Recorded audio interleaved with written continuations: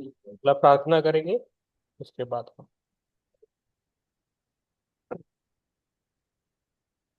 गुरुर्ब्रह्मा गुरुर्विष्णु गुरुर्देवो महेश्वरा गुरुर्साक्षात् परब्रह्म तस्मै श्री गुरवे नमः।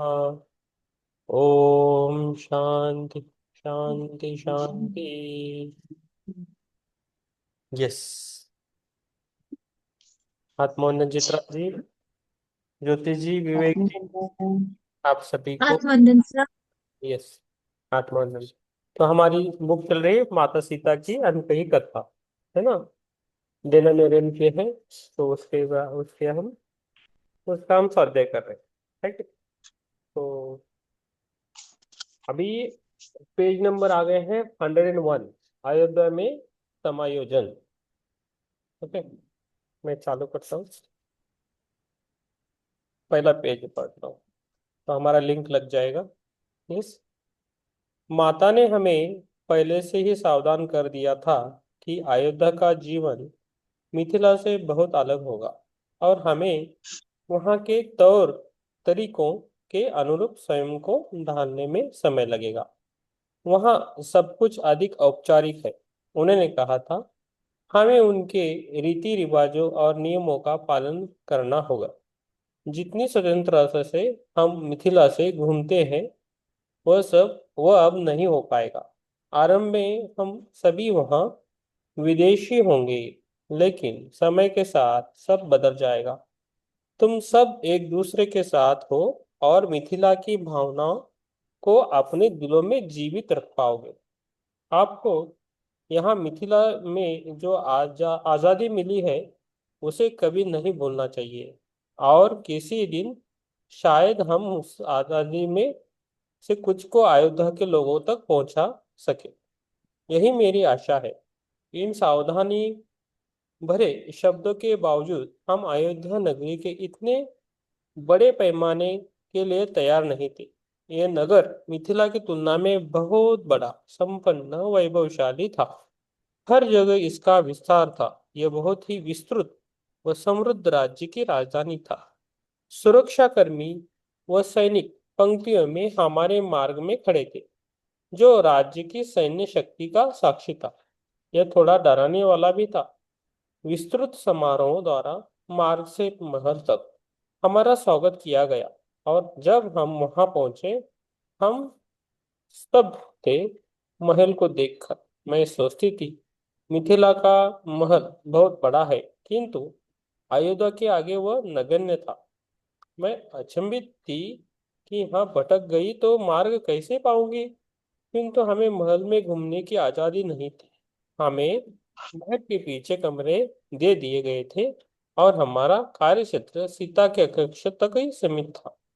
यह हमारे लिए उचित था, किंतु हमें लग रहा था कि हम माता का पूरा ध्यान कैसे रख पाएंगे। हम जानते थे कि हाँ, अन्य सेवकों से मिलना जुलना हमारे लिए असंभव होगा। जब हम माता का सामान सजा रहे थे, सोमा हमारे पास आकर बोली, अब हमें माता को दूसरों के समक्ष हम इस नाम से नहीं पुकारना चाहिए। यह सबको वह अनादर पूर्ण लग सकता है। तो मैं इधर रुकूंगा। यस। आपको चित्रा जी, आप पढ़िए। चित्रा जी के बाद ज्योति मैम पढ़ेगी आप। Thank you, thank you. Yes. आत्मवंदन सबको। यस। माता को फिर हम क्या कहकर पुकारेंगे? अगर माता नहीं, उषा ने पूछा। हम कुछ कहकर नहीं पुकारेंगे। मैंने देखा है, यहाँ सेवक राज परिवार के सदस्यों को सीधे संबोधित नहीं करते हैं। यदि हमें माता को संबोधन करना ही होगा, तो बस तो हम बस उसे रानी कहकर पुकारेंगे। और जब हम एकांत में उनके साथ होंगे, तब हम वैसे ही रहेंगे जैसे मिथिला में रहते थे। वह रुकी, और मैंने यह भी देखा कि यहाँ अन्य सेवक नजरें झुकाकर रखते हैं जब राज परिवार के साथ होते हैं, और तब तक नहीं बोलते जब तक उनसे कुछ पूछा ना जाए। यह कहते हुए सोमा का चेहरा दुख से भर उठा। उन्हें उनके नाम से भी नहीं बुलाया जाता, बस केवल सेविका। हमने एक दूसरे की तरफ देखा। मुझे नहीं लगता कि हम उनके सानिध्य में अधिक समय रहेंगे, और मुझे यकीन है कि यह कोई समस्या नहीं होगी। मैंने शीघ्रता से उत्तर दिया, मैं यह सुनिश्चित करना चाहती हूँ कि हम ऐसा ना कुछ कहेंगे कहेंगे या करेंगे जिससे मिथिला की छवि खराब रूप से प्रतिबिंबित हो। हमें याद रखना होगा कि हम यहाँ जनक बाबा और सुनैना माँ का प्रतिनिधित्व कर रहे हैं। माता के दिन अनेक कार्यक्रमों में व्यस्त रहते थे, और केवल भोजन के समय दिन में, भोजन के उपरांत, कुछ विश्राम के समय और देर रात में ही हमारी उनसे भेंट हो पाती थी। राजकीय भोजन एक विस्तृत मामला था, जैसे कि परिवार में अन्य कई सदस्य भी थे। हमारी जरूरत रसोई घर में या भोजन परोसने में नहीं पड़ती थी। मिथिला में हमने अनेकों कार्यक्रमों में अपना सहयोग दिया था, किंतु यहाँ अयोध्या में हमारी जिम्मेदारियां केवल माता व उर्मिला की व्यक्तिगत सेवा शुश्रूषा तक ही सीमित थी। मुझे मिथिला की अंतर्गता याद आ गई। मैं जनक बाबा और सुनैना माँ को बहुत याद कर रही थी, और साथ ही अपनी सभी सहकर्मियों को भी, जिनके साथ मैं पढ़ी बड़ी थी। मैं दिन भर माता को कई कई बार याद करती थी, कभी किसी बात पर तो कभी किसी बात पर। कभी उनकी हंसी की आवाजें मन में मन सुना करती, जिनसे सारा महल गूंजा करता। उनके विभिन्न कार्यों की कहानियां सबसे साझा करना आदि बहुत याद आता। रघुवंश का महल कहीं अधिक बड़ा था, और वहां का माहौल अलग था। मैं आश्चर्य करती कि कैसे माता इस नए वातावरण में अपने को आगे बढ़ा रही हैं, किंतु हमें ना के बराबर अवसर मिलता ये सब पूछने के लिए। जब हम उन्हें देखते, वह हमें दीप्तिमान लगती। कुछ अवसरों पर हमने उन्हें श्री राम के साथ देखा, जहां हमें उनके प्रगाढ़ प्रेम का पल्लवित होना साफ दिखता। दोनों एक दूसरे की उपस्थिति में खोए हुए महसूस देते, किंतु सोमा कुछ और भी देख पा रही थी।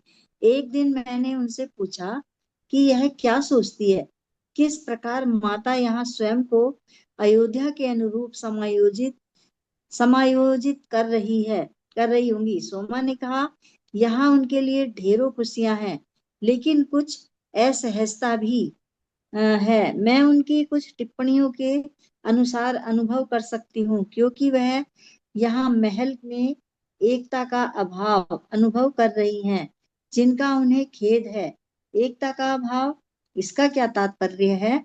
महाराज दशरथ एवं माता अटूट संबंध यकायक स्थापित हो गया था, और तीनों रानियां भी माता से स्नेह करती थी, किंतु वैसी एकता के अभाव की बात सोमा कह रही होगी। क्या तुम महसूस नहीं कर सकती? नहीं कर रही मीनाक्षी? यहाँ कुछ अभाव सा है। इस प्रकार की सद्भावना को मिथिला में रची बसी है, जो मैं समझती हूँ जनक बाबा के प्राकृतिक स्वभाव की वजह से है। यहाँ महाराज अपनी रानियों के बीच बटे हुए लगते हैं। बेशक वे आपस में घनिष्ठता का प्रदर्शन करते हैं, किंतु वे कुछ अलग महसूस कर रही कर रही हो। किंतु मैं कुछ अलग महसूस कर रही हूँ। और यदि मैं ऐसा महसूस कर रही हूँ, तो निश्चित है माता भी वही महसूस कर रही होंगी। मैं आशा करती हूँ कि यहाँ जो भी असुविधा व असामान्य है, माता उसे ठीक कर पाए। मैं विचार मग्न हो गई। मैंने अन्य नौकर चाकरों के मुख से कुछ कानाफूसी सुनी थी, किंतु माता ने हमें पहले से ही सावधान कर रखा था कि किसी भी तरह की घरेलू राजनीति का हिस्सा हमें नहीं बनना चाहिए। इसलिए मैंने उन सभी बातों पर अपना ध्यान नहीं भटकाया। हमें सभी राजनीति और गपसप से परे रहना चाहिए, उसने कहा। आखिरकार हम बाहरी लोग हैं। यहाँ मिथिला में इस तरह के विभाजन की समस्या नहीं थी और कुछ भी है। सोमा ने अपनी बात जारी रखी। मुझे महसूस हो रहा है माता सीता धरती माँ के सानिध्य में जाने को उत्सुक होंगी। वन्य जीवन, जीव जंतुओं और वनस्पतियों की उन्हें कमी खल रही होगी। जब से हम महल में आए हैं वे बाहर नहीं निकली। मुझे विश्वास है शीघ्र ही वह हमें बुलवा भेजेंगी, किसी न किसी योजना के साथ। सोमा सही थी। कुछ दिनों पश्चात जब हम माता की मदद कर रहे थे आभूषण निकालने व उन्हें रखने में, वह हमारी तरफ घूमकर मंद आवाज में बोली, नेपथ्य में मुझसे आकर मिलना भोर से पहले। मैं अब तक नदी से नहीं मिली। हम सब चुपचाप महल से खिसक जाएंगे और जाकर उनसे मिलकर आ जाएंगे। इससे पहले कि कोई हमें रोके, पूजा की सभी आवश्यक सामग्रियां भी ले आना। रोहिणी, सोमा और मैं जब भोर के पहले वहां पहुंचे तो देखा माता हमारी वेशभूषा में तैयार थी। अपने सिर को ढककर, केसों को छिपाकर और मुख पर घूंघट निकालकर कोई बिल्कुल शक नहीं कर सकता था कि वह कौन है। हम सब ने नदी माँ की पूजा के लिए थाल ले लिए थे जिनमें फूल और दीपक इत्यादि सामग्रियां थी। उषा रुक गई थी उर्मिला की देखभाल करने के लिए। पिछले दरवाजे की ओर से चलते हैं, यहाँ कई सुरक्षा कर्मी हैं, सीता ने कहा। इसलिए हम पिछले गेट से दालान की सीढ़ियां पार कर नीचे उतरते हैं, जहां हमें दो सुरक्षा कर्मियों ने रोक लिया। सोमा बोली, राजकुमारी सीता ने हमें नदी माँ की पूजा के लिए भेजा है। हमें अधिक समय नहीं लगेगा। ये मिथिला से आई हुई सेविकाएं हैं। दूसरे सैनिक ने कहा, तुम इन्हें जाने दे सकते हो। एक बार महल से बाहर निकलकर हम सब ने राहत की सांस ली। हर नदी के किनारे चलते रहे हम नदी के किनारे चलते रहे जब तक कि हमें ये एक एकांत स्थान नहीं मिल गया। वहां हमने देवी को पुष्प अर्पण किए, दीपक प्रज्वलित किए। तब तक माता मंत्र उच्चारण करती रही और माँ का आवाहन किया। भोर की प्रथम किरणें माँ वसुंधरा को छूने लगी थी। तब माता ने पानी में प्रवेश किया और मन ही मन नदी देवी से वार्तालाप की। इससे पहले कि हम जान पाते, माता पानी में जलमग्न हो गई। फिर सांस लेने के लिए वह ऊपर आई, हंसते हुए और पानी में छपाक करते हुए। उन्होंने हमें पुकारा, आओ, माँ नदी हमारे साथ खेलना चाहती है। यह माँ गंगा की छोटी बहन है और बहुत चंचल है। रोहिणी और सोमा ने आहिस्ता से नदी में प्रवेश किया। उस दिन लगभग डूबने जैसे अनुभव के बाद से ही मैंने नदी से दूरी बना ली थी। दोबारा अपना भाग्य नहीं आजमाना चाहती थी मैं। सोमा नदी में डुबकियां लगा रही थी, जोर जोर से हंसते हुए। वह माता से बोली, कितना अद्भुत है बाहर खुली हवा में सांस लेना। सरयू देवी जानती थी मुझे इस समय की आवश्यकता है, जब मैं सभी औपचारिकताओं से मुक्त होकर स्वतंत्रता से मुस्कुरा सकूं। इसलिए उन्होंने मुझे यहाँ बुलवा लिया। माता ने कहा, उन्होंने आपको बुलवाया माता? सोमा ने आश्चर्य से पूछा। हाँ, पिछली कई रात्रियों से मैंने सुना वे मुझे बुला रही थी। जरा सोचो, मैं यहाँ पिछले कितने दिन से कितने महीनों से हूँ और अब तक भली भांति माँ से मिल नहीं पाई, किंतु मैं समझ नहीं पा रही थी कैसे निकला जाए जब तक कल रात ये विचार मन में नहीं आया। हम नदी में बहुत अधिक समय तक नहीं रुके, बस सिर्फ उस स्वतंत्रता व खुशी के एहसास की अनुभूति तक जिनका आनंद हम मिथिला में लेते थे। जब हमने वापस महल में प्रवेश किया, हमने देखा श्री राम मंद मंद मुस्कुराते हुए माता के नैपथ्य के सामने उनकी प्रतीक्षा कर रहे थे। यदि मैं जानना यदि मैं जानता तुम नदी में जाने के लिए इतनी उत्सुक हो तो मैं स्वयं तुम्हें वहां लेकर चलता।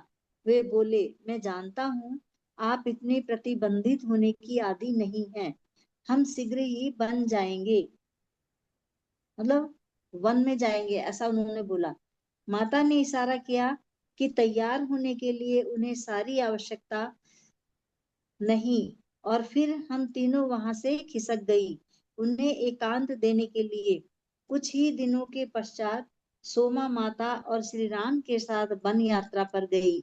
जब वे वापस आए, उसने हमें बताया कि किस प्रकार माता रथ से नीचे उतरकर नंगे पांव जंगल में चलने के लिए लालायित लालायित हो रही थी। रथ में जाने में कैसी बात नहीं, वैसी बात नहीं, वे बोली। मैं धरा को छूकर उनकी अनुभूति करना चाह क्या है ये वाक्य गलत हो रहा। रथ में जाने में वैसी बात नहीं, वे बोली। माँ धरा को छूकर उनकी अनुभूति करनी चाहिए। पैरों पर भूमि का स्पर्श अनोखी ऊर्जा प्रदान करता है। सोमा रथ के पास उनका इंतजार कर रही थी। उन्हें गए कई घंटे व्यतीत हो गए थे। वह बोली, मुझे विश्वास है माता स्वयं को यहाँ के वन्य जीवन से परिचित करा रही होंगी। किंतु जब वे जंगल से बाहर निकली, माता शांत थी। सोमा बोली, बाद में उन्होंने मुझे मानव अतिक्रमण के अतिक्रमण के संकेत दिए। संतुलन होना आवश्यक है, वह बोली। बढ़ती हुई मनुष्यों की जरूरतों और अन्य जातियों का सही संतुलन हुए बिना प्राकृतिक व्यवस्था और पारस्परिक सद्भावना बिगड़ जाएगी। वह सही कहती हैं, सोमा ने कहा। चिंतन पूर्वक कहा, माता ने सुनिश्चित किया था इस प्रकार के संतुलन को मिथिला में, किंतु यहाँ अयोध्या में उनके पास वैसी आजादी और बोलने का अधिकार नहीं है। हम बात को सही प्रकार समझते हुए जो सोमा कह रही थी, आपस में हम एक दूसरे को देख रहे थे। मिथिला में जनक बाबा के पश्चात माता की ही आवाज थी जिनकी चलती थी। प्रत्येक व्यक्ति माता की बुद्धिमत्ता का आदर करता था, किंतु अयोध्या में चीजें बहुत अलग थी और जीवन बहुत जटिल। यहाँ कई अलग अलग विचारधाराएं थी जो आपस में एक दूसरे की विरोधी थी, और यहाँ प्रतिस्पर्धी शक्ति केंद्र भी था। आर्य संस्कृति का प्रचार प्रसार प्राथमिकता थी, किंतु अन्य प्रजातियों का शोषण हो रहा था। बहुत सी ऐसी बातें थी जिनकी हमें तब जानकारी नहीं थी। यस ये मैम, तो उस ओके। रात्रि, यस, चिंतन। Thank you thank yes. You. और इसमें ये बताया जा रहा है, कुछ तो राजनीतिक पहलू है कि जहाँ ये रहती थी जनकपुरी में, वहां एक समान व्यवहार था सबके साथ। चाहे वो किसान है, चाहे कोई राजे है, चाहे कुछ भी है, बड़े हैं छोटे हैं, ऋषि मुनि है या कर्मचारी हैं या उनके सेवक हैं, उनके साथ सबके एक जैसा व्यवहार होता था। लेकिन अयोध्या में उनको वैसा नहीं लग रहा था।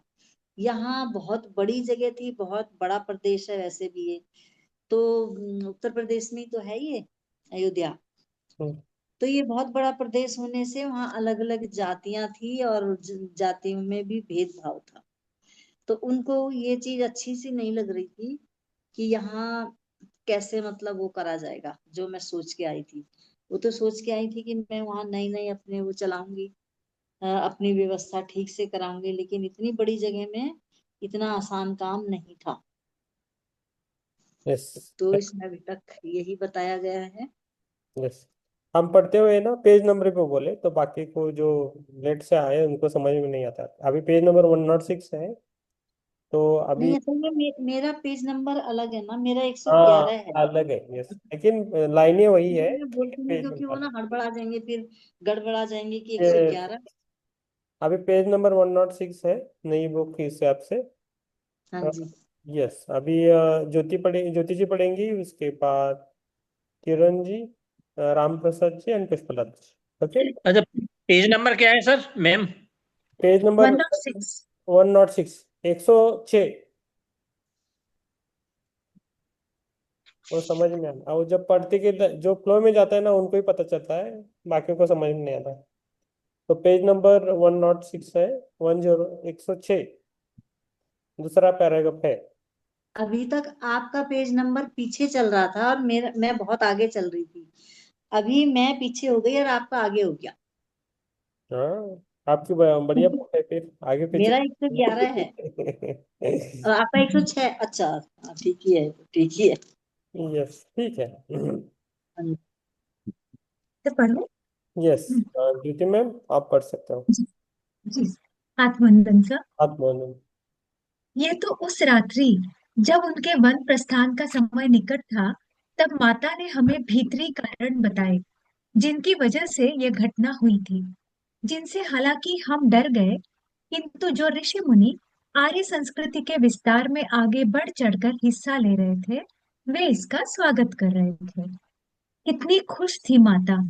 इससे पहले मैंने उन्हें कभी इतना प्रसन्न नहीं देखा। उनके जंगल से आने के कुछ सप्ताह उपरांत मैंने सोमा के आगे व्यक्त किया था, जब एक सुबह हम माता को तैयार कर लौट रहे थे। सोमा के चेहरे पर खुशी का नामो निशान न था। मैंने कभी उसे ऐसा गंभीर नहीं देखा था। क्या तुम सहमत नहीं हो? मैंने पूछा। उसका चेहरा कुछ मृदुल हुआ और उसने सिर हिलाया। मैंने उसे शांत अचेतन पाया, इसलिए फिर जोर देकर पूछा। नजरें नीचे झुकाकर उसने उत्तर दिया, तुम केवल माता के बाहरी भावों को देख रही हो मीनाक्षी। वह चेहरा जिसे वह दुनिया को दिखा रही है, मैं बाहरी स्वरूप की निचली भीतरी सतह को देख रही हूँ। तुम्हारे कहने का क्या तात्पर्य है? मैंने चिंतित हो पूछा। बेशक उसका आनंद ऊपर से बुदबुदा रहा है और वे खुश दिखाई दे रही हैं, क्योंकि यही छाप वह छोड़ना चाहती हैं जब वे यहाँ से चली जाएंगी। वह इस घर में अपने कुछ आनंद के पल छोड़ कर जाना चाहती हैं, जो परिवार के अन्य सदस्यों को दुख से उबार सकेगा। चली जाएंगी? दुख? ये सब तुम क्या बहकी बहकी बातें कर रही हो सोमा? क्या तुमने महारानी कैकई पर छाई कड़वाहट पर गौर नहीं किया है? क्या तुमने उनका वह काला रूप नहीं देखा? मेरे मन में भ्रम की स्थिति बनी हुई थी। मैंने विचलित हो सोमा की ओर देखा। उसके शब्दों से मैं हक्की बक्की रह गई थी। कोई बात नहीं, से सोमा बोली। चलो, जितना भी समय अपने पास है उसे प्रसन्नता से व्यतीत करें। तुम क्या जानती हो सोमा? तुम्हें किसने बताया? मेरी आवाज थरथरा रही थी, किंतु साथ ही कठोर भी थी। माता ने हमें पहले से ही चेतावनी दी थी कि हमें घर के अन्य नौकर चाकरों के साथ एक होकर किसी भी बहस में भाग नहीं लेना है। और सबसे अधिक सोमा इन निर्देशों के प्रति बहुत चौकस थी। वह मुश्किल से किसी से मिलती थी। ऐसा नहीं कि वह दुर्भाग्यपूर्ण बातों के प्रति अति संवेदनशील थी। नजरें मिलने पर वह आंख चुराकर कहीं और देखने लगती। पहली बार मैंने उसकी आंखों में आंसू देखे। भय के विचारों ने मुझे ऐसे भेद दिया था कि कुछ भी उन्हें शांत नहीं कर पा रहा था। जब तक उस शाम को मैं और सोमा माता के आभूषण अलंकार व वस्त्रादि को संभाल कर रखने नहीं पहुंचे, मेरा अंतर्मन माता के सानिध्य में आनंद का अनुभव कर थोड़ा शांत हुआ और सोमा भी शांत व स्वाभाविक प्रतीत हुई। उस रात्रि अपने छोटे से कक्ष में मैंने स्वयं को तर्क दिया। यद्यपि सोमा की विशेष अंतर्दृष्टि माता के मन की सब बात जान सकती है और उसका माता के साथ एक खास संबंध है, और हम में से कोई भी वहां पहुंच नहीं सकता था जैसा वह जान सकती है, और इस बार वह गलत है। वह वह उन सब बातों की कल्पना कर रही है जिनका वास्तव में अस्तित्व ही नहीं है। मैंने इस संदर्भ को कि कोई अनहोनी होने जा रही है अपने मस्तिष्क से बाहर कर दिया। यह तो कई दिनों पश्चात हमें ज्ञात हुआ कि अयोध्या का राज सिंहासन पलटने वाला था, ऊपर से नीचे की तरफ, लेकिन किसी बाहरी शत्रु द्वारा नहीं, अपितु किसी भीतरी शत्रु द्वारा। वे चंद दिन बेहद उतार चढ़ाव भरे थे। महाराजा दशरथ बीमार पड़ गए थे। लोग कहते थे दिल का दौरा था। माता ने बहुत चेष्टा की अपनी जड़ी बूटियों द्वारा उपचार करने की, किंतु उनकी शक्ति वापस नहीं आई। फिर सब जगह उनके तत्काल राम के राज तिलक करने की चर्चा थी, जिसके लिए उपयुक्त तिथि व समय सुनिश्चित किया गया, और जब वह शुभ घड़ी आ पहुंची तब अचानक सब कुछ बदल गया। महारानी कैकेयी का मन उनकी कड़वी और छल तथा षड्यंत्र से युक्त सेविका द्वारा घुमा दिया गया और गहरी निष्क्रिय ईर्ष्या और क्रोध ने रानी को आक्रोश से भर दिया। वर्षों पूर्व कैकेयी ने युद्ध स्थल में महाराज के जीवन की रक्षा की थी और महाराज ने उन्हें 2 वरदान दिए थे जिनमें वह अपनी मनचाही वस्तु जब चाहे मांग सकती थी। अब वह उन वर्षों पूर्व दिए वचनों को पूरा करने के लिए कह रही थी। थैंक यू जब धन्यवाद सर। किरण। हाँ यस किरण जी। नहीं राम प्रसाद जी, एक एक पैराग्राफ पढ़ सकते हैं? जी जी पढ़ता हूँ सर। पढ़िए सर।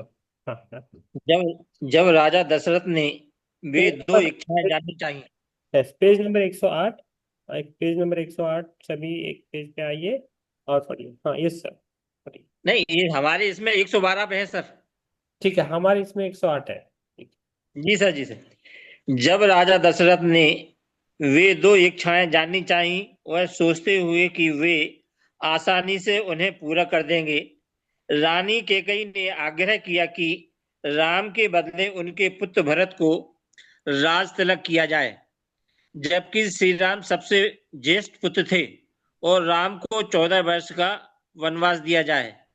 हम सब नौकर चाकर भी भूकंप की भांति हिलने वाली इस सभी उड़ती हुई खबरों को सुनकर हैरान हो रहे थे, जब तक स्वयं माता ने हमें बुलाकर नहीं समझाया कि क्या होने जा रहा है। वह उनके साथ विदा हो रही थी। वह हमारे सामने आ खड़ी हुई और बोली, राम ने वनवास जाने की सहमति दे दी है। चूंकि अलग रहने की कोई संभावना नहीं है, मैं भी साथ जाऊंगी। फिर बहुत कोमल स्वर में उन्होंने कहा, जहां राम है वहां सीता है, और जहां सीता है वहां राम है।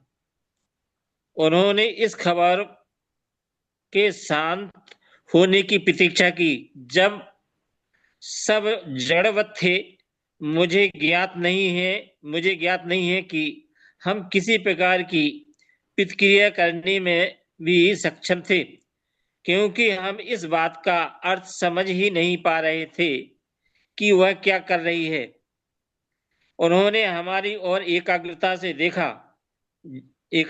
से देखते हुए जारी रखा, मुझे भय है कि इस राज्य पर घोर दुख के बादल छा जाएंगे और यह बाहरी ताकतों से असुरक्षित हो जाएगा और अति संवेदनशील हो जाएगा। कुछ ऐसे भी होंगे जो श्री राम की अनुपस्थिति का लाभ उठाने की चेष्टा करेंगे, और मुझे कोई आशंका नहीं है कि हम जहां भी होंगे राज्य की सुरक्षा करते रहेंगे।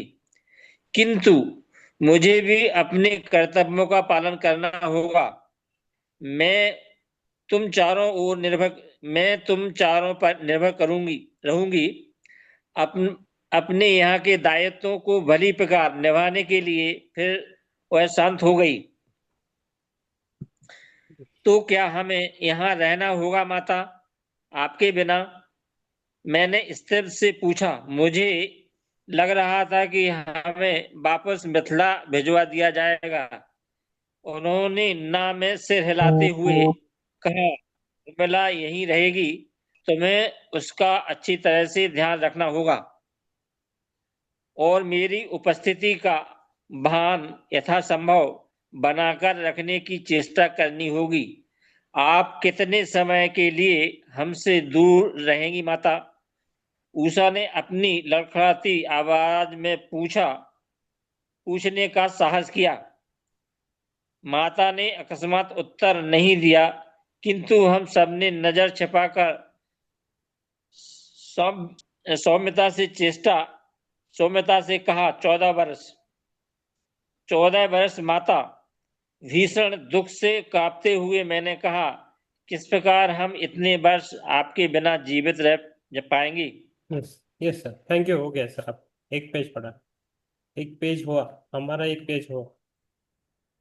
यस यस, उसके बाद किरण जी के बाद पुष्पलता जी, पुष्पलता के बाद हिरण जी। आत्मवंदन सभी को। हाथ में एक एक पेज हाँ, पढ़ना है अभी। तुम हाँ तुम मेरे बिना नहीं रहोगी मीनाक्षी।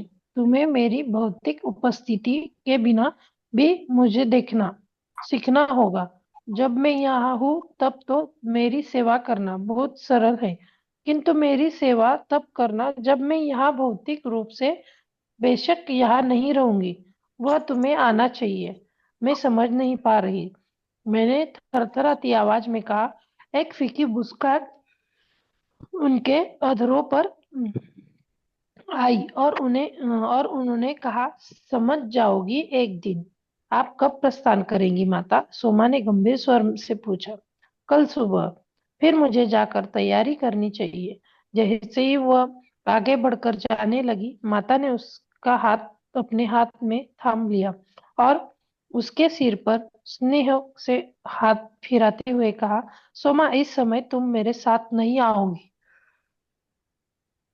मुझे तुम्हारी आवश्यकता यहाँ पर अधिक है, जंगल में नहीं।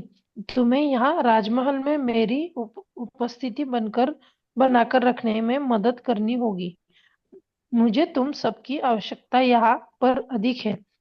तुम सब यही कर यही रहकर मेरी उपस्थिति बनाए रखते हुए सेवा करना और यहाँ सभी का भली भांति ध्यान रखना, क्योंकि शीघ्र ही यहाँ सब व्यवस्था के चक्रव्यूह में घिर जाएंगे।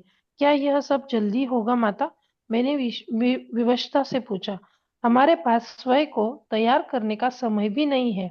किसी भी पूर्व तैयारी की आवश्यकता नहीं है मीनाक्षी। अब मैं तुम्हें बताती हूँ कि क्या करना होगा।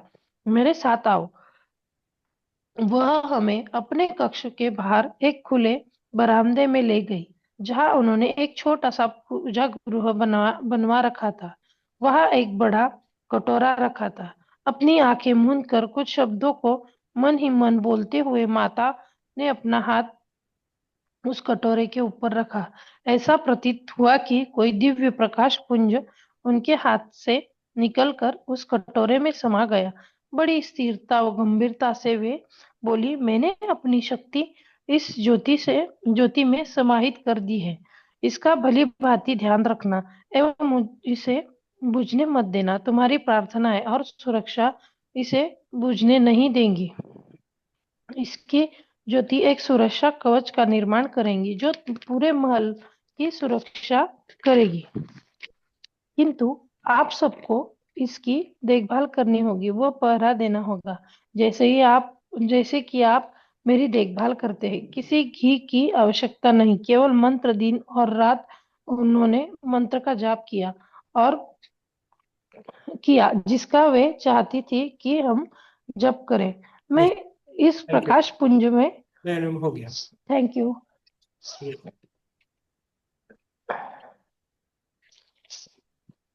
यस, आगे आगे कौन है? आगे पुष्पलता मैम है ना? पुष्पलता मैम, आप पढ़ना है यस सर। पेज नंबर 110 जी। हाँ, ठीक है। मैं इस प्रकाश पुंज में रहूंगी और जब सही समय आएगा तो मैं इसे अपने अस्तित्व में ले आऊंगी और यह स्वयं बुझ जाएगा। जब तुम जान जाओगी कि किस कार्य की सिद्धि के लिए मैं और श्री राम जा रहे हैं, वह पूर्ण हो गया और हमारी वापसी आसान होगी। इस प्रकाश पुंज के माध्यम से मैं अपने प्रेम की संपूर्ण साम्राज्य में फैला सकूंगी और तुम भी अपना प्रेम और प्रार्थनाएं मुझ तक पहुंचा पाओगी, क्योंकि यह दिव्य प्रेम भाव ही है जो हम सबकी सुरक्षा करेगा। हम में से किसी ने भी कुछ नहीं कहा। अब तक हम अपने अब तक हम सबके दिमाग में यह बात बैठ गई थी कि माता हमें छोड़कर जा रही हैं। मुझे यह नहीं लगता हम में से कोई भी, शायद सोमा के अतिरिक्त कोई भी, कुछ समझ पाया था जो वह कह रही थी। किंतु एक बात तो हम समझ चुके थे कि वह हमें कुछ निश्चित निर्देश दे रही थी जिसका हमें पालन करना है। हम पर मानो मूर्छावस्था छा गई थी। उषा, उन्होंने जारी रखते हुए कहा, बहन उर्मिला का अच्छी तरह से ध्यान रखना। वह गहन ध्यानावस्था में रहेगी। लक्ष्मण के दायित्वों में उसकी मदद करने के लिए उसकी अदृश्य शक्ति साथ देगी।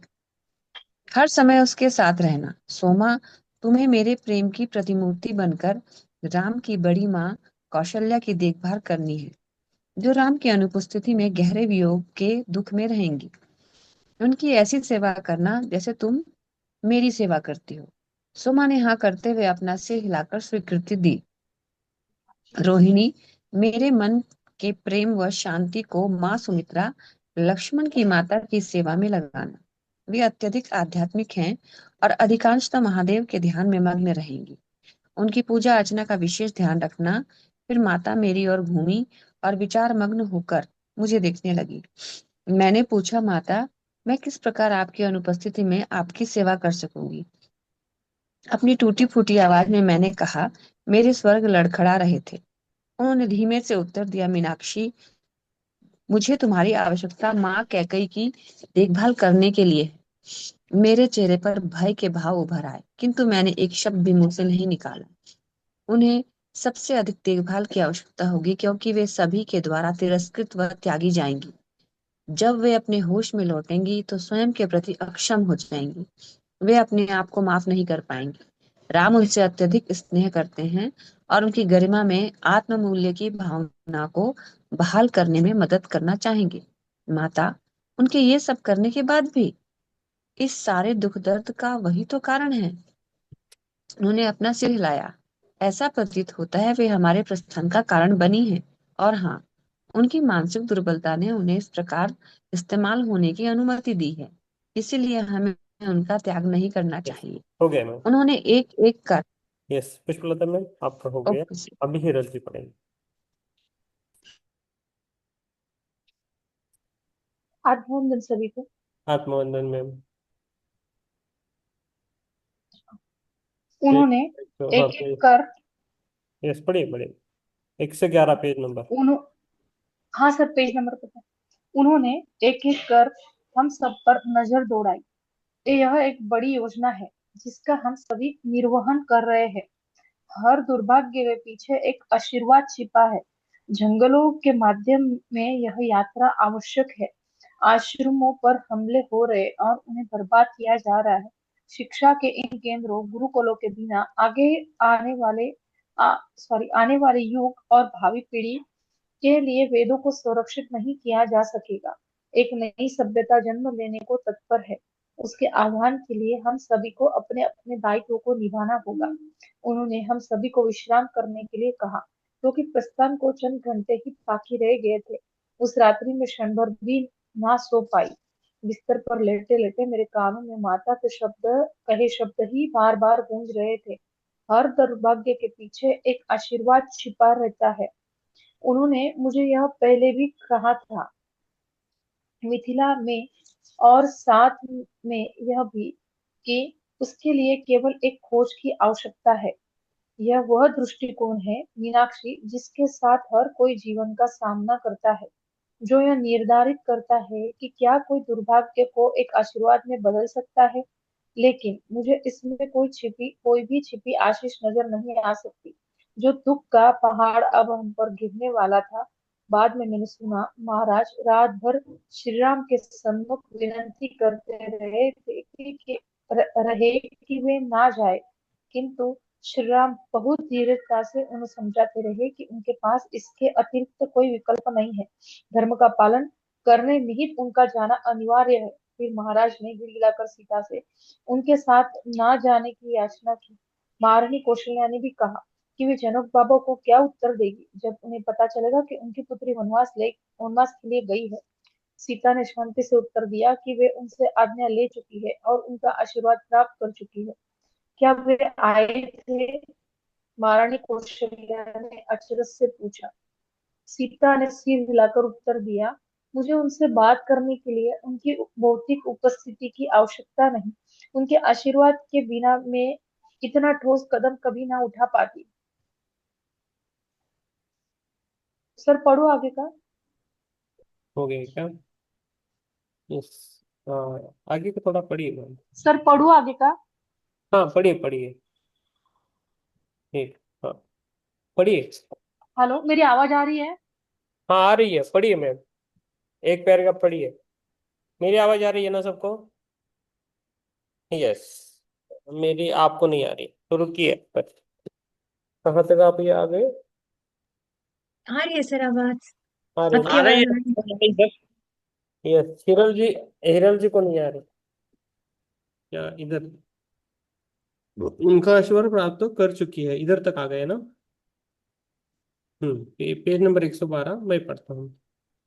क्या वे आए थे? महारानी कौशल्या ने अचरज से पूछा। सीता ने सिर हिलाकर उत्तर दिया, मुझे उनसे बात करने के लिए उनकी भौतिक उपस्थिति की आवश्यकता नहीं। उनके आशीर्वाद के बिना मैं इतना ठोस कदम कभी ना उठा पाती। इधर हो गया है ना? तो हम मिथिला से आए सेवकों के पास कहने को कुछ न था। यदि जनक बाबा ने उन्हें सहमति व आशीष दे दिया है तो हमें ये मान लेना चाहिए कि ये अधिक अच्छे के लिए है, सर्वहित के लिए है। शीघ्र ही भोर हो गई। हर कोई दालान में एकत्र हो गया था उन्हें देखने के लिए। श्री राम, उनके भ्राता लक्ष्मण और माता सीता, सभी ने तपस्वियों के वस्त्र धारण किए थे।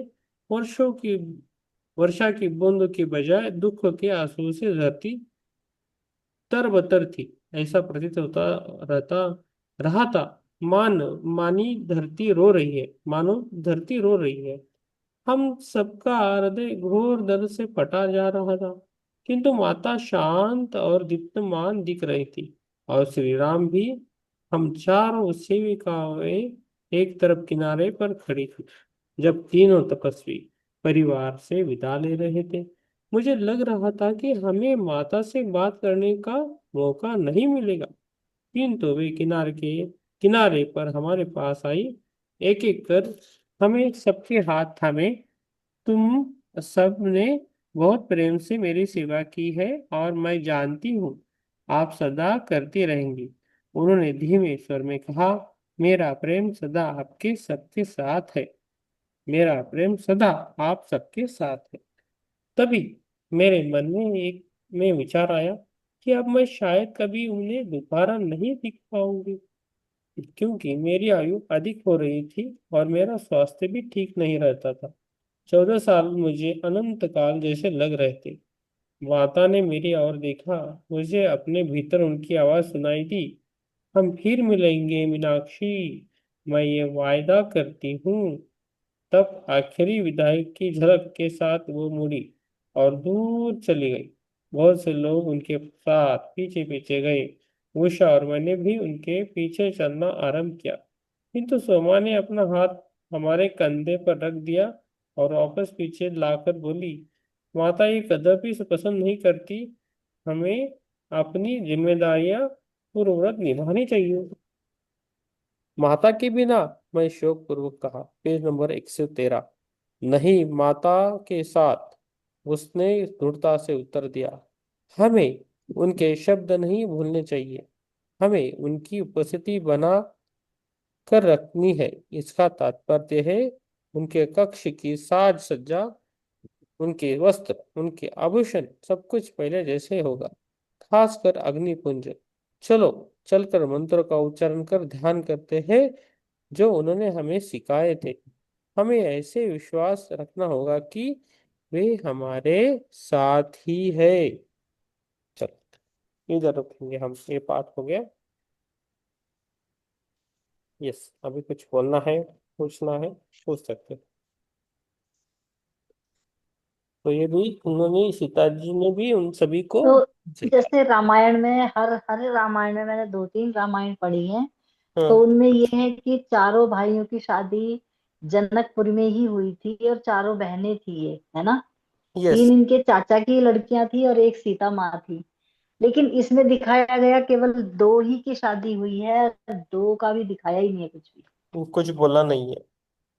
हाँ, हमें तो यहाँ इसमें तो ध्यान ही सब दिखता है। अभी इसमें भी बोला ना, ध्यान उन्होंने सिखाया था। ध्यान के द्वारा उन्होंने राजा जनक से बात की है, हाँ। लक्ष्मण। अनुमति मांगी है ध्यान के द्वारा ही, और उन लड़कियों को भी कहा है कि तुम ध्यान के द्वारा मेरे को जान सकती हो, मैं क्या कर रही हूँ, कहाँ हूँ।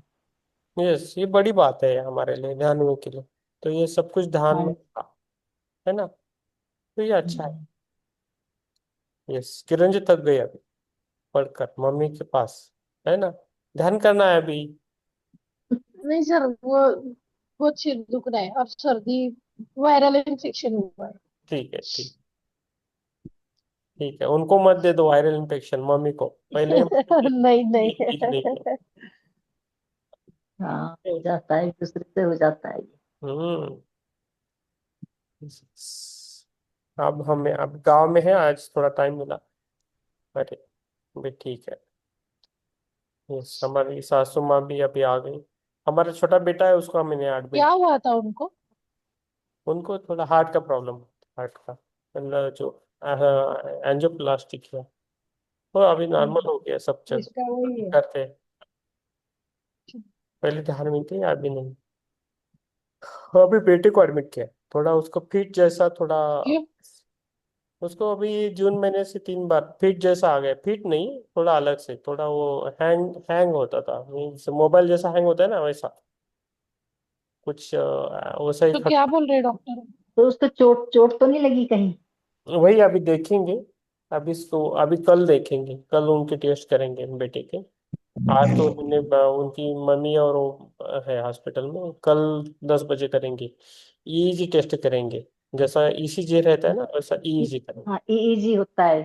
हाँ, तो वो करने से, बारीकी से होता है, वो बहुत बारीकी से होता है।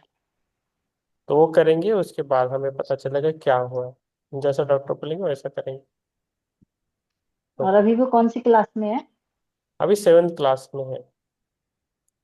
साल अब तेरा जो ऐसा हाँ, वैसे वो थर्ड आई मास्टर है, लेकिन ये थोड़ी जिम्मेदारी है उनको। अब देखेंगे, थोड़ी लर्निंग डिसेबिलिटी भी है। तो वो मैगी वगैरह तो नहीं खाता था ना? नहीं, इतना नहीं। ऐसा कुछ ये नहीं, उसका खाने का कुछ ये नहीं रहता, आराम से रहता है, मोबाइल भी ज्यादा नहीं देखता है। सुनता है, सबकी बात सुनता है, वो मायने का करता है। वो चुप, मीन्स एक्सप्रेस नहीं होता है पूरा, सोचता है उस पर ज्यादा, हम्म। ऐसा है। ठीक है, हमें अच्छा लगा कि हम सबसे जुड़े हैं, वही अच्छा है, हमारा कुछ बड़प्पन नहीं। हम जुड़ के हम ध्यान करेंगे, सबके लिए ध्यान करेंगे, बस यही हमारी तमन्ना है ना। हमारा हीलिंग ग्रुप है, तो सब हील होने चाहिए एक्चुअली, ये है ना। तो हो जाए। यस, तो हम बैठेंगे ध्यान के लिए। जैसे जैसे हम ध्यान करेंगे, तो जब म्यूजिक म्यूजिक वगैरह शेयर करना है तब मैं थोड़ा ऑफ करूंगा, मीन्स ऑफ करूंगा, है ना।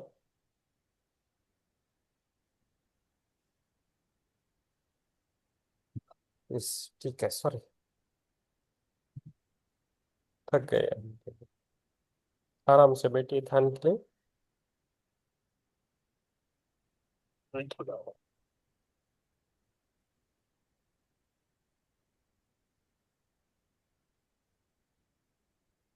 यस, बैठ के, रखने के लिए थोड़ी जगह नहीं है, ट्राई करता हूँ, कुछ कुछ जुगाड़ करना पड़ेगा।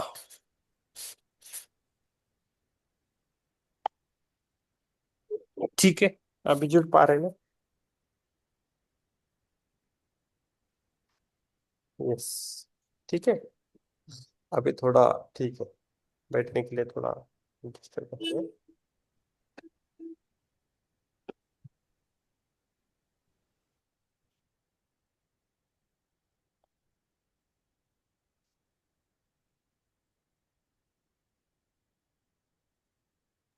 बंद रखे, क्लोज रखे आंखों को, बैठे। जो जो भी वार्तालाप को,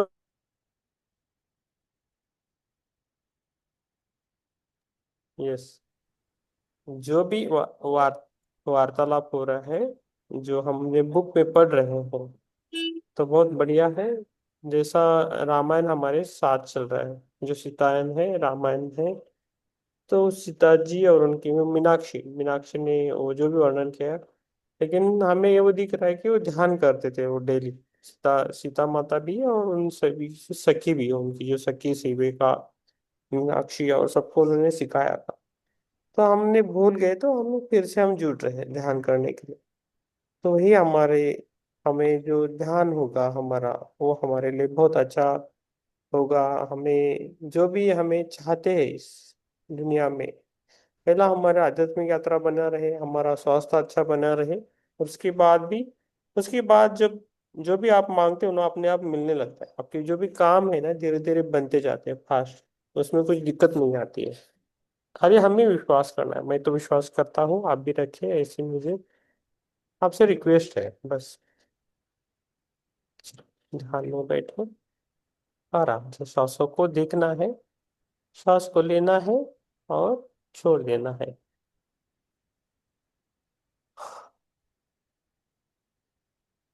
सांस को लेना है और देखना है, हमारा जो ब्रीदिंग पैटर्न है उसे देखना है बस। साइंटिफिक, थोड़ा साइंटिफिक भी करेंगे, ये पूरा साइंटिफिक ही है, लेकिन उनको अलग अलग कथाओं से हमें जोड़ा गया है, और जो भी हुआ है वो जो भी रामायण हुआ है ऐसा लग रहा है।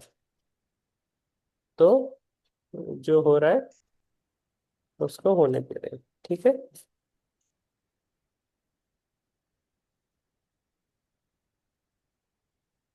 आराम से। What we think for our about our self, क्या हम सोच रहे हैं हमारे लिए, उसको हमें समझना है।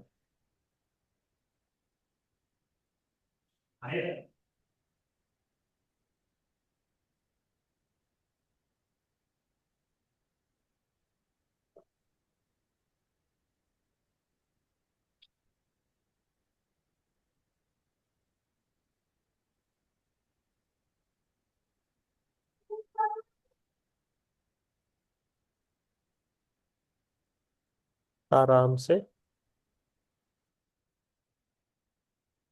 बार करेंगे 3 बार, उसके बाद जुड़ेंगे, 3 बार ओंकार करेंगे। सांस को लेना है,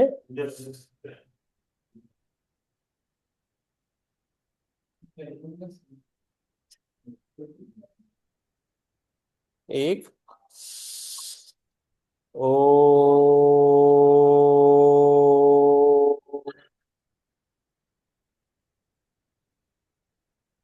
2, ओ,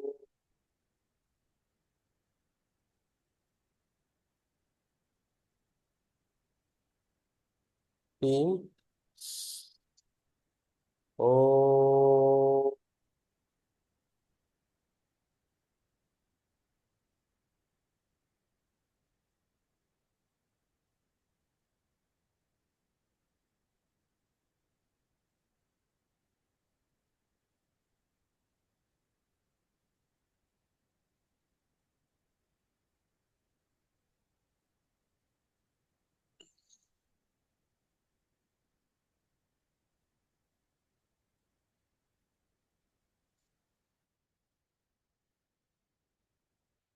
कौन? हाँ बेटी, ये रख तो दिया अंदर गाड़ी। कहाँ जा रहे हो?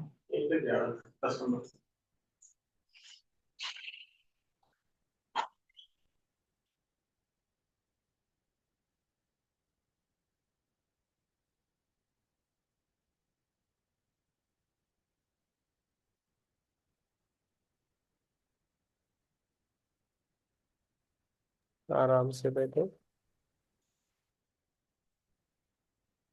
हम ध्यान कर रहे हैं।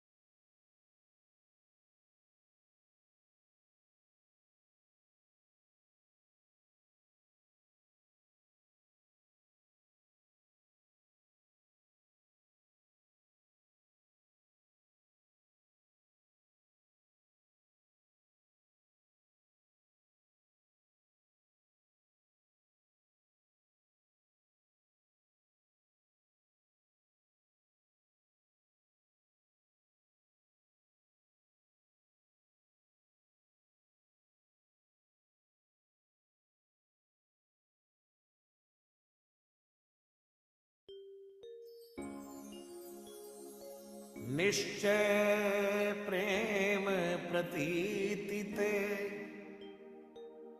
विनय करे सन्मान, तेहि के कारज सकल शुभ, सिद्ध करे हनुमान।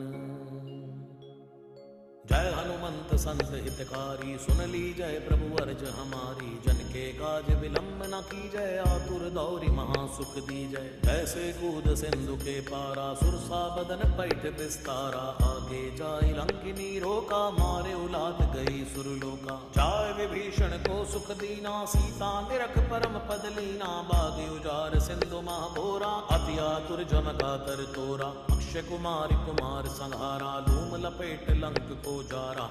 ला समान लंक जरि गई, जय जय जय धुन सुरपुर में भई। अब विलंब के कारण स्वामी, कृपा करौ और अंतर जामी। जय जय लक्ष्मण प्राण के दाता, आतुर होय दुख हरहु निपाता। जय गिरिधर जय जय सुख सागर, सुर समूह समरथ भटनागर। ओम हनु हनु हनुमंत हटीले, बैरी मारू वज्र के कीले। गदा वज्र ले बैरी मारो, महाराज प्रभु दासी उबारो। ओंकार हुंकार प्रभु धावो, वज्र गदा हनु विलंब न लावो। ओम ह्रीं ह्रीं हनुमंत कपीसा, ओम हुम हुम हुम हनु हरिहर शीसा। सत्य हो हरि सत्य पाय के, राम दूत धरु मारु जाय के। जय जय जय हनुमंत अगाधा, दुख पावत जन के अपराधा। पूजा जप तब नेम अचारा, नहीं जानत हूँ दास तुम्हारा। बन उपवन मग गिरि ग्रह माही, तुमरे बल हम डरपत नाही। पाए परो कर जोर मनावो, यही अवसर अब की गोहरावो। जय अंजनी कुमार बलवंता, शंकर सुवन वीर हनुमंता। वदन कराल काल कुल घालक, राम सहाय सदा प्रतिपालक। भूत प्रेत पिशाच निशाचर, अग्नि बेताल काल मारी। मर इने मार तो ही शपथ राम की, राघनाथ भर जाद नाम की। जनक सुता हरिदास कहावो, ताकी शपथ विलंब न लावो। जय जय जय धुनि होत आकाशा, सुमिरत होत तुसै दुख नाशा। चरण शरण करि जोर मनावो, यही अवसर अब की गोराओ।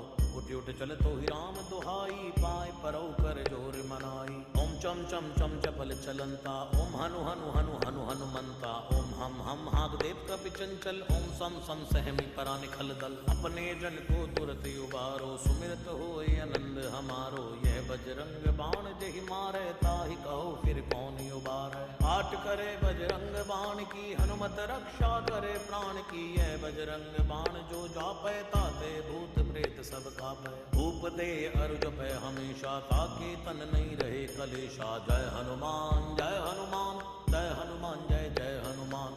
जय हनुमान जय हनुमान, जय हनुमान जय जय हनुमान। जय हनुमान जय हनुमान, जय हनुमान जय जय हनुमान। जय हनुमान जय हनुमान, जय हनुमान जय जय हनुमान। जय हनुमान जय हनुमान, जय हनुमान जय जय हनुमान। जय हनुमान जय हनुमान, जय हनुमान जय जय हनुमान।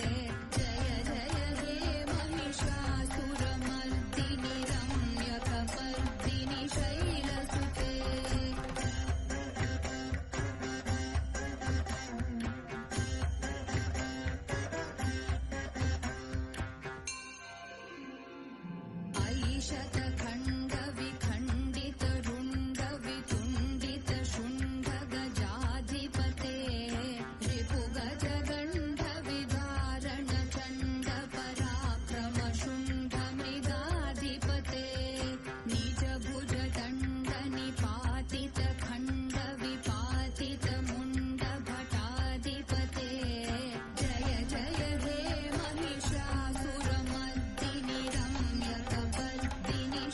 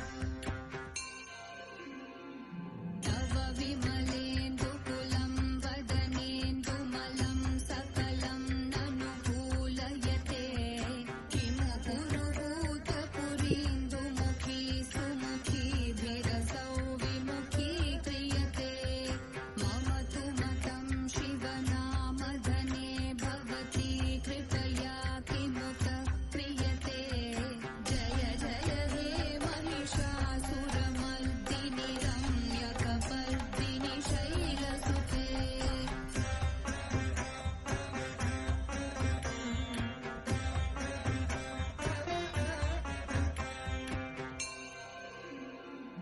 अयि मयि दीनदयालुदया कृपयैव त्वया भवितव्यमुमे अयि जगतो जननी कृपयासि यथासि तथानुमितासि रते यदुचितमत्र भवत्युररीकुरुता दुरुतापमपाकुरुते जय जय हे महिषासुरमर्दिनि रम्यकपर्दिनि शैलसुते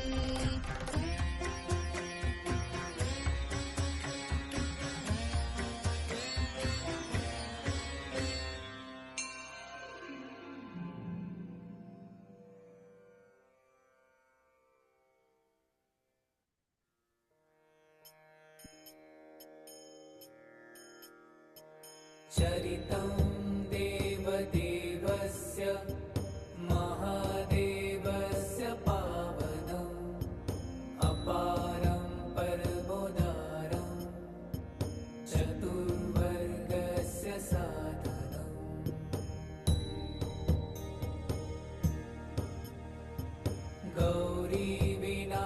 गौरीविनायकोपेतं पञ्चवक्त्रं त्रिनेत्रकम् शिवं ध्यात्वा दशभुजं शिवरक्षां पठे नरः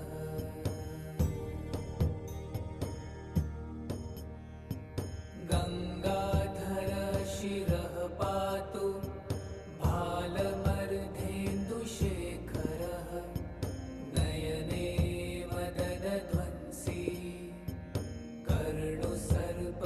कर्णुसर्पविभूषणः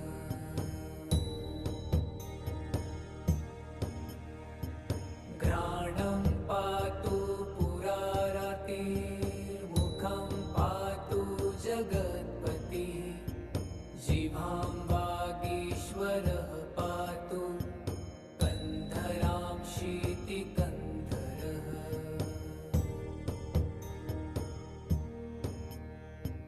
श्रीकण्ठ पातु मे कण्ठं स्कन्धो विश्वधुरन्धरः भुजौ भूभारसंहर्ता करौ पातु पिनाकदृक्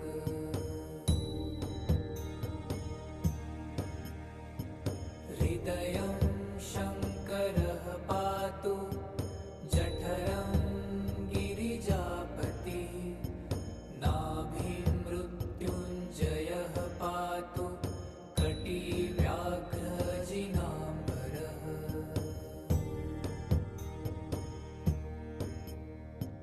सद्धिनी पातु दीनार्त शरणागतवत्सलः गुरुमहेश्वरः पातु जानुनी जगदीश्वरः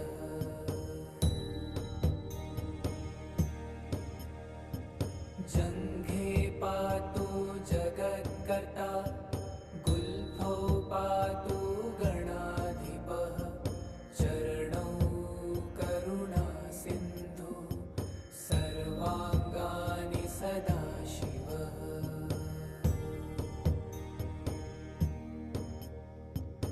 एतां शिवबलोपेतां रक्षां यः सुकृती पठेत् स भुक्त्वा सकलान् कामान् शिवसायुज्यमाप्नुयात्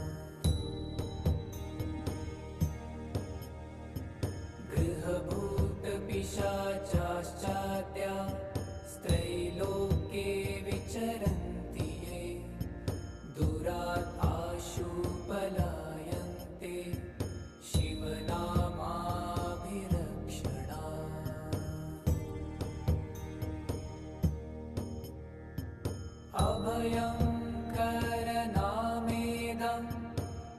कवचं पार्वतीपतेः भक्त्या बिभर्ति यः कण्ठे तस्य वश्यं जगत्त्रयम्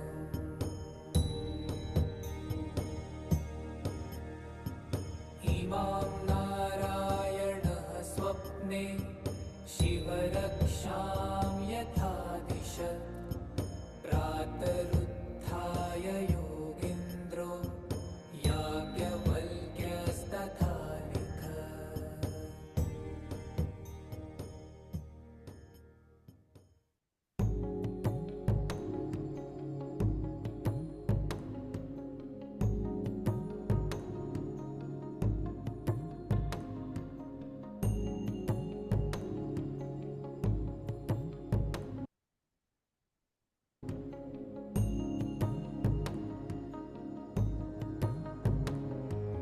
नागेन्द्रहाराय त्रिलोचनाय भस्माकरागाय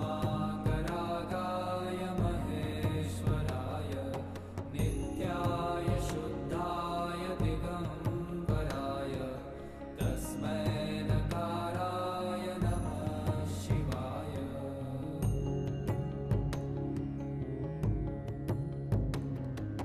मन्दाकिनी सलीलचन्दनचर्चिताय नन्दीश्वर प्रमथनाथ महेश्वराय मन्दार पुष्प बहु पुष्प सुपूजिताय तस्मै मकाराय नमः शिवाय।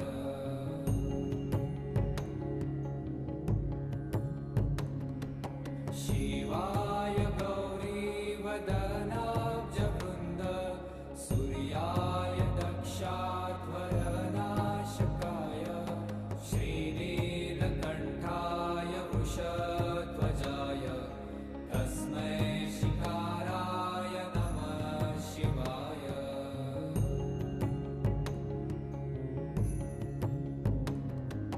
वसिष्ठकुम्भोद्भव गौतमार्य मुनीन्द्रदेवार्चितशेखराय चन्द्रार्कवैश्वानरलोचनाय तस्मै मकाराय नमः शिवाय।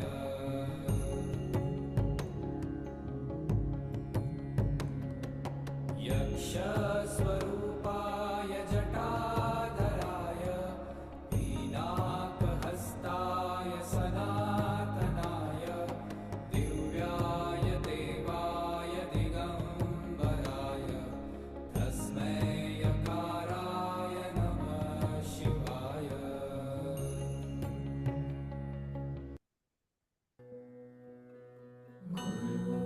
गुरुर्ब्रह्मा गुरुर्विष्णु गुरुर्देवो महेश्वर गुरुर्साक्षात् परब्रह्म तस्मै श्री गुरुवे नमः।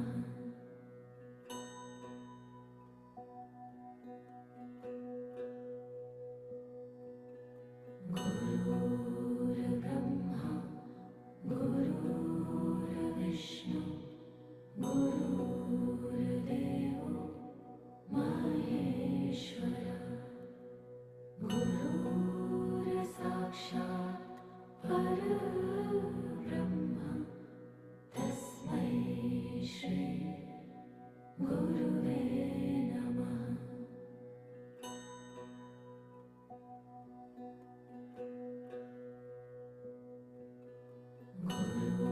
गुरुर्ब्रह्मा गुरुर्विष्णु गुरुर्देवो महेश्वर गुरुर्साक्षात् परब्रह्म तस्मै श्री गुरुवे नमः।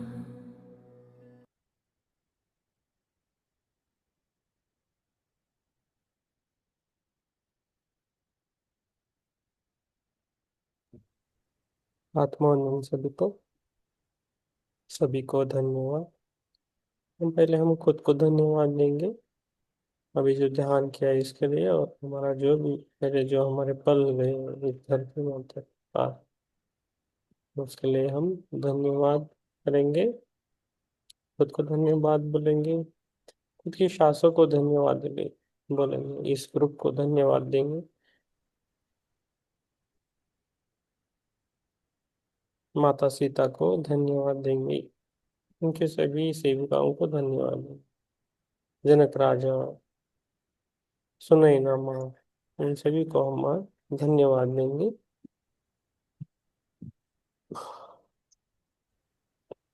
सभी गुरुओं को धन्यवाद देंगे, सभी अपने माता पिता को धन्यवाद देंगे।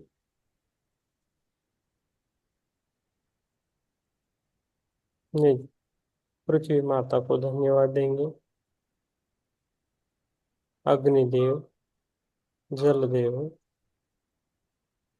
और वायुदेव, आकाश देव, प्रकाश देव, उन सभी को हमारा धन्यवाद। धीरे धीरे हम शासक को ध्यान देंगे, शासक को लेना है और छोड़ देना है। सभी लिविंग और नॉन लिविंग सोल्स को हमारा धन्यवाद, पूरे यूनिवर्स को हमारा धन्यवाद। Thank you so much, thank you so much. धीरे धीरे हमें बाहर आना है, अपनी पैरों को, उंगलियों को हिलाना है, हाथों को, उंगलियों को हिलाना है, धीरे धीरे बाहर आना है। Yes,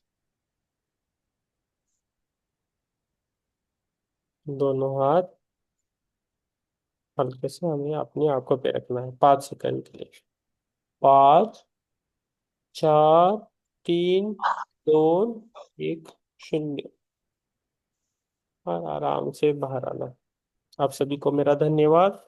thank you so much, आपने ध्यान के लिए टाइम देने के लिए और आप सभी का ध्यान देने के लिए thank you.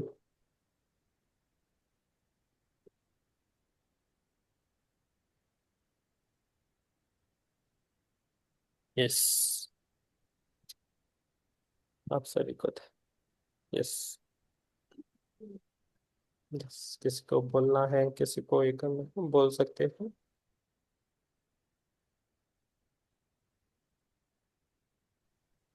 Thank you sir, ध्यान बहुत अच्छा था। Yes, yes, thank you ma'am. सुबह से एलर्जी की प्रॉब्लम से बहुत प्रॉब्लम हो रही थी, लेकिन ध्यान करने के बाद काफी रिलैक्स मिला। Yes, thank you. आत्मवंदन थैंक सर। You sir. आत्मवंदन सर, आत्मवंदन। अच्छा गहरा ध्यान था। Yes, thank you, thank you.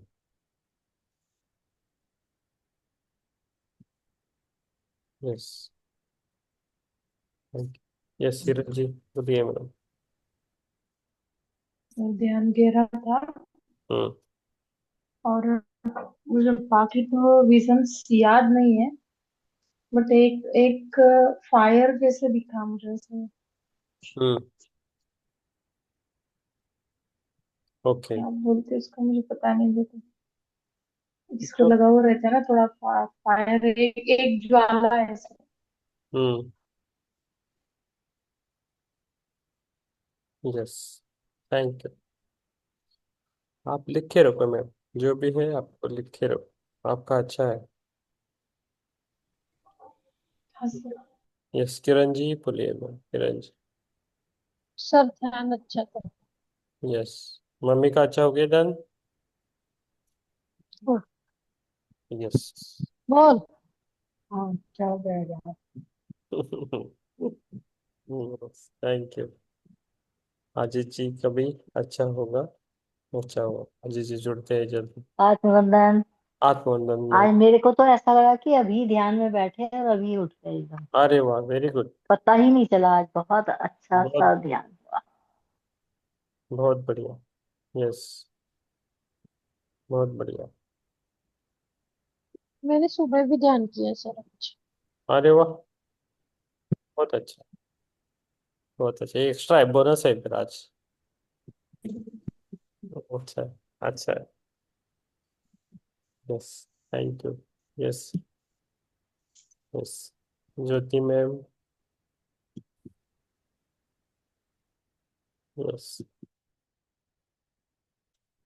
Yes, yes. Jyoti. ध्यान ध्यान काफी गहरा रहा सर। हम्म। बहुत अच्छा रहा। हाँ, बहुत अच्छा रहा। बहुत बहुत धन्यवाद सर। यस, थैंक बहुत धन्यवाद। अभिनंदन सर, ध्यान बहुत। You. Yes, thank you Vivek, thank you. Yes, yes. Ram Prasad ji, आप कुछ बोलना चाहते हैं, बोलिए सर। यस, ठीक है। आपकी आवाज़ तो नहीं आ रही। यस, श्रिया। श्रिया जी बोलिए। अम, सर मेडिटेशन मतलब मैं थोड़ा सा लेट ज्वाइन हुई बट अच्छा था। Thank you, thank you. Thank you sir. Yes, thank you. और बोलो। यस, सुमित्रा चोपड़ा जी। यस, आप बोल सकते हो मैम।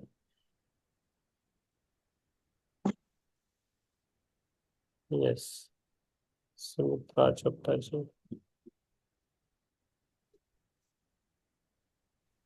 यस सर, बहुत अच्छा था ध्यान। थोड़े टाइम के लिए ही मैं जुड़ी थी, लास्ट में जैसे यस। महिषासुरमर्दिनी का जब चल रहा था तो वही मैं जुड़ पाई थी। हाँ, हाँ। अच्छा लगा, बहुत अच्छा लगा। और आंखों पे हाथ रखने से मुझे तेज आई। Okay, thank you ma'am. Thank you ma'am. Yes, फिर यहाँ रुकते हैं हम। कल मिलेंगे फिर सीतायन की इस कड़ी पर। देखेंगे।